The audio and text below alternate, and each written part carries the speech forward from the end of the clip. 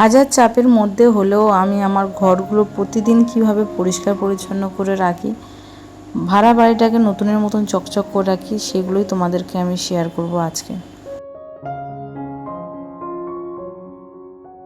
Hello আমার family, আসসালামু আলাইকুম। কেমন আছো সকলে? আই হোপ তোমরা সকলে অনেক ভালো আছো।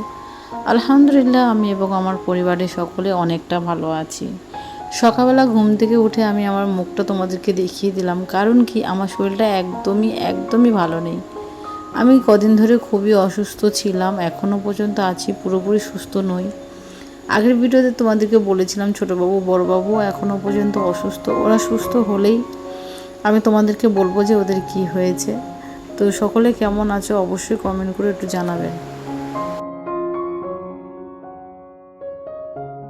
তো সকালবেলা উঠে যে কাজগুলো আমার হয়ে থাকে, স্পেশালি আমি আমার বিছানাটা যেটা আছে সেটা আমি সবার আগে কমপ্লিট করি। আজকে সারাদিনে এতটাই কাজ করেছি আমি, যে কাজ শেষই হচ্ছে না।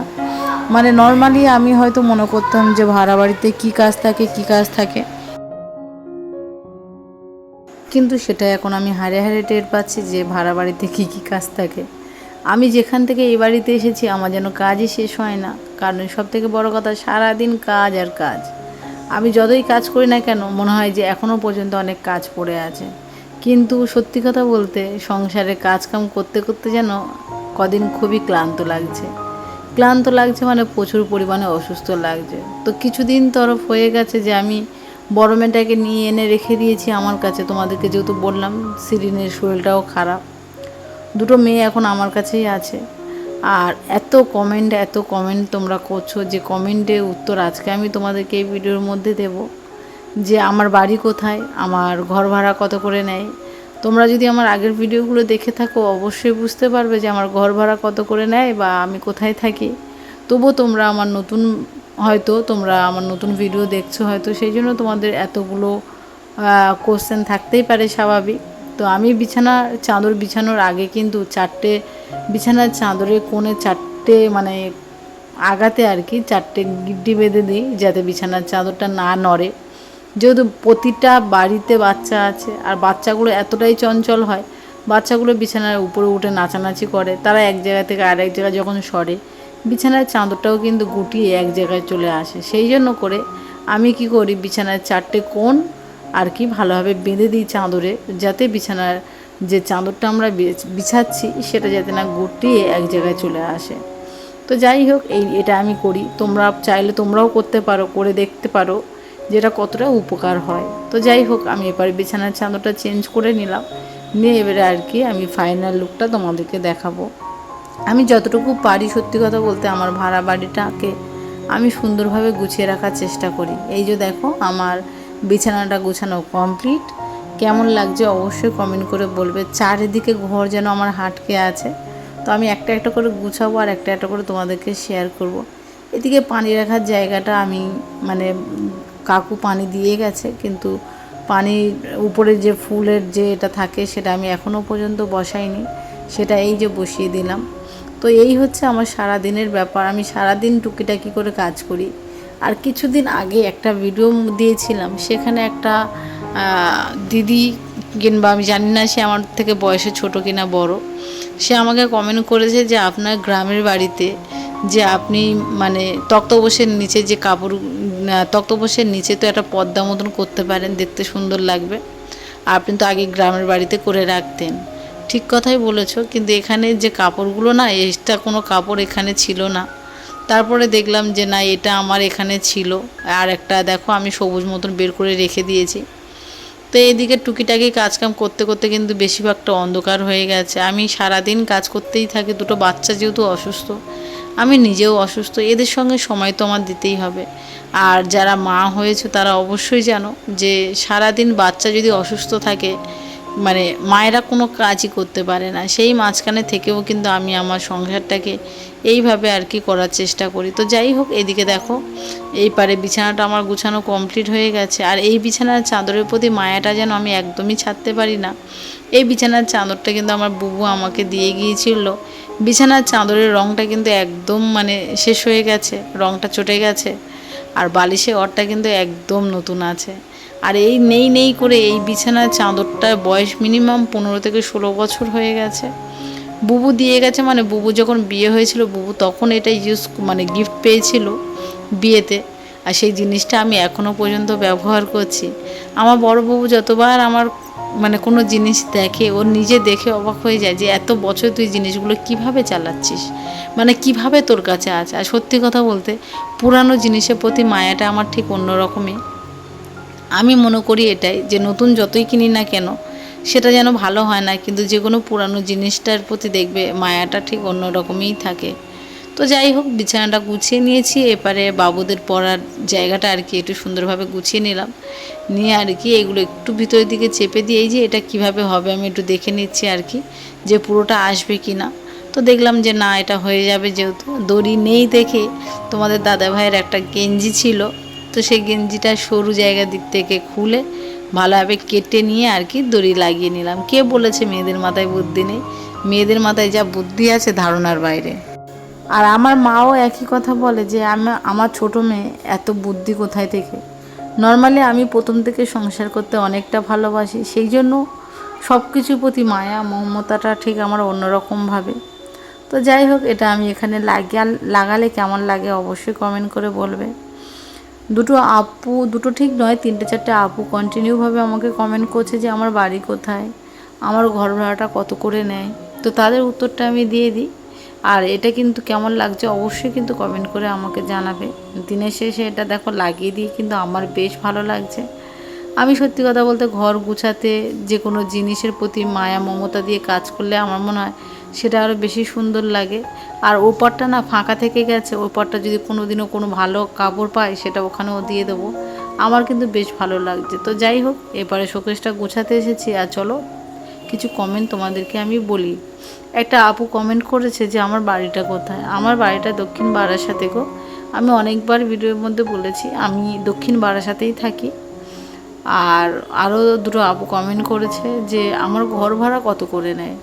আমি আগে যে ঘর ভাড়াটা থাকতাম, তোমরা যদি আগের ভিডিওটা দেখে থাকো, আগের যে ভিডিওগুলো, তাহলে বুঝতে পারবে আগের যে ভিডিওগুলো আমি দিয়েছি আগের ঘর ভাড়ায়। তো সেই ঘর ভাড়াতে আমার নিত 5,700 টাকা করে কারেন্টের বিল ছাড়া। আর সেখানে কিন্তু ডাইনিং রুম ছিল না, শুধু দুটো রুম ছিল, একটা রান্নাঘর, একটা পায়খানা বাথরুম। রান্নাঘরে কোনো দরজা লাগানো ছিল না, কিংবা জানালাতে কোনো জানালা লাগানো ছিল না। আর এই ঘরটা নেয় 5,500 টাকা করে। মানে তোমার একটা ডাইনিং রুম আছে, তোমরা তো ভিডিওর মধ্যে সবই দেখতে পাও, একটা ডাইনিং রুম, দুটো রুম, রান্নাঘর, পায়খানা বাথরুম। তো এটা 5,500 টাকা করে নেয়। আর আমাদের বাড়িওয়ালা প্রচুর প্রচুর প্রচুর পরিমাণে ভালো মানুষ। আমি যেখান থেকে এখানে এসেছি 5-6 মাসেরও বেশি হয়ে গেছে, উনি আমার বাড়িতে জোর 2বার থেকে 3বার এসেছে, তাও অতিরিক্ত দরকার বলে। উনি কোনো দিনের জন্য আমাদের উপরে এসে দেখে না যে আমরা কি করছি বা কী ব্যাপার। এটা বেশ ভালো লাগে। তো যাই হোক, এদিকে আমার গোছানোটা কমপ্লিট হয়ে গেছে দেখতে পাচ্ছ। আর এদিকে সত্যি কথা বলতে আমি তোমাদেরকে বারবার একটা কথা বলি, যে কোনো কাজকাম আমি আমার মন দিয়ে করি, কিংবা আমার সংসারটাকে আমি মনের মতন করে গুছাই। তো এদিকে দেখো এটাও একটু মুছে নিলাম। আর কদিন সিরিন এসেছে, ছোটোবাবু যেহেতু অসুস্থ, এই জায়গাটা না প্রচুর পরিমাণে হাঁটকে আছে, এক জায়গা থেকে আরেকটা জায়গায় জিনিসপত্রগুলো চলে গেছে। তো সেইগুলো গুছাতে গুছাতে মাথা খারাপ হয়ে যাওয়ার অবস্থা। সিরিনকে একটু বকাবকি করছিলাম যে বাবা তুই তো অসুস্থ, মাও তো অসুস্থ, কিন্তু একটু যদি আমাকে হেল্প করিস ভালো লাগে, যেটা যেখান থেকে নিচ্ছিস সেটা সেখানে রাখ। এখন থেকে যদি ওদেরকে না শেখায় তাহলে পরবর্তী সময় হবে না ওদেরকে শেখানোর জন্য। তো সেই জন্য করে আমি সবসময় ওদেরকে শেখাতে থাকি। আর সত্যি কথা বলতে আমার বড় মেয়ে আমার অনেক অনেক হেল্প করে, অনেক অনেক প্রচুর পরিমাণে হেল্প করে। ও তো এখনও বাচ্চা, তো ও একটু অকাজ করে, কিন্তু অকাজের মধ্যে হলেও আমাকে অনেক হেল্প করে, তোমরা এই ভিডিওর মধ্যে দেখতে পাবে। তো যাই হোক, আমি আমার দুটো বাচ্চা, আমার সত্যি কথা বলতে বিশ্বাস করে অনেকে বলে মেয়ে হলে অনেক ফ্যামিলিতে রাগ অশান্তি হয়, কিন্তু বিশ্বাস করো আমার এক ফোঁটাও কোথাও কোনো দিনের জন্য দুঃখ লাগেনি যে আমার দুটো কেন মেয়ে হয়েছে। আমার দুটো মেয়ে হয়েছে মানে এর থেকে খুশি আমি কিছু নয়। কারণ আমার মনে হয় যে এখনকার যুগের ছেলেদের থেকে মেয়েরা কিন্তু মায়ের সব থেকে বেশি সাহায্যের জিনিস। আর এদিকে দেখো এটা কিন্তু আমার গোছানো কমপ্লিট হয়ে গেছে, তোমাদেরকে একবার দেখিয়ে দিই আমি কেমন করে গুছিয়েছি। দেখো এটা হচ্ছে আমার মানে গুছানো কমপ্লিট হয়ে গেছে। আমি সুন্দরভাবে গুছাতে পারিনি এখনও পর্যন্ত, তবে ফুলটা এখানে দিয়েছি। আমার কিন্তু বেশ ভালো লাগছে যে ফুলটা এখানে লাগিয়ে, দেখো ফুলটা কিন্তু বেশ ভালো লাগছে এখানে। আর এদিকে তো এটা গুছানো কমপ্লিট হয়ে গেছে, ভাবলাম এটাও একটু এক হাতে গুছিয়ে নিই। সংসারে এত জিনিসপত্র হয়ে গেছে, ভাড়া বাড়িতে এতগুলো জিনিসপত্র গুছাতে গুছাতে আমার মাথা খারাপ হয়ে যাওয়ার অবস্থা। আমি সারাদিন ঘর গুছাতেই থাকি, একদিক থেকে গুছাচ্ছি আর একদিক থেকে পুরো এলোমেলো হয়। আর তার জন্য তোমাদের দাদাভাই বলে যে তুমি এত পরিমাণ জিনিসপত্র কিনেছো, তাই কি হবে, আর ঘর নোংরা হবে না? কি করব বলো, আমার যে কিনতে পছন্দ হয়, আর সবথেকে বড় কথা আমি কিনি, তার সঙ্গে আমি ঘর গুছাতে ভালোবাসি। আমার মনে হয় যে ঘর গুছাতে গেলে কিন্তু এইগুলো জিনিসপত্র না কিনলে ঘরটা গুছানোটাও কেমন একটা লাগে। আর এদিকে দেখো পানির বোতলগুলো সব ভর্তি করে নিয়েছে ডিপ ফ্রিজে, তারপরে এদিক ওদিক করে দেবো বলে, যেহেতু প্রচুর পরিমাণে গরম পড়েছে। তোমাদের দাদাভাই যেখানেই থাকুক না কেন, ও এসে সবার আগে ঠান্ডা পানি খেতে ব্যস্ত হয়ে যায়।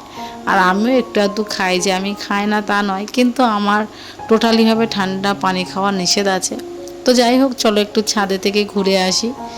শিরিনকে বলেছিলাম, যেহেতু শিরিন আর ছোটোবাবু এরা কিন্তু ছাদের উপরে কচি কচি পাথরগুলো ছিল সব ছড়িয়েছে এদিক ওদিক করে। শিরিনকে বললাম, শিরিন তুমি বড় হয়েছো, তুমি একটুখানি আমাকে ঝাঁট দিয়ে দাও। তো শিরিন ঝাঁট দিয়ে দিচ্ছে ওদিকে, আর তার মাঝখানে তোমাদের দাদাভাই মাছ এনেছে।